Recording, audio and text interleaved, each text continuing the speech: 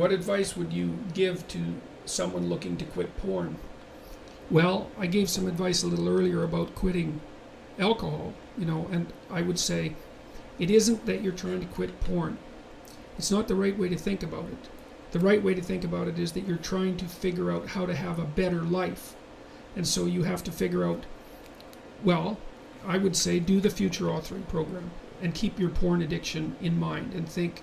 So in the first part of the future authoring program, it asks you a bunch of questions about what your life could be like in 3 to 5 years if you took care of yourself like you were someone that you cared for. And then it asks you questions about your friends and your family and your career and your time outside of work and your health and the important dimensions of life. And it asks you to spend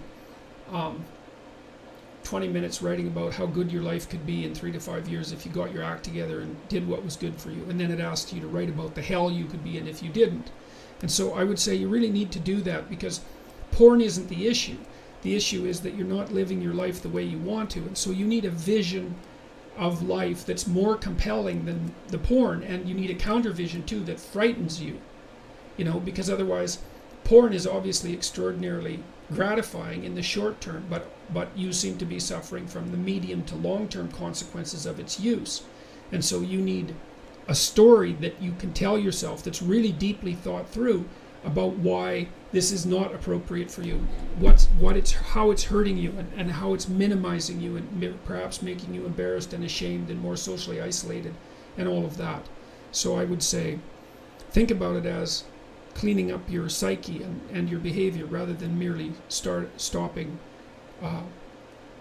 porn. You also might want to write down, and you could do this in the negative vision part of the future authoring program. You got to write down everything bad that you think porn is doing to you, because obviously you have some suspicions that this is not good for you, right? That it's actually harming you in some important way. And so you need to be fully cognizant of what those ways are, and then take them seriously and decide if that's the pathway through life on which you wish to travel. And then I would also say good luck to you. It's a very good idea to identify one of your weaknesses and work on it. You can strengthen yourself substantially by doing it.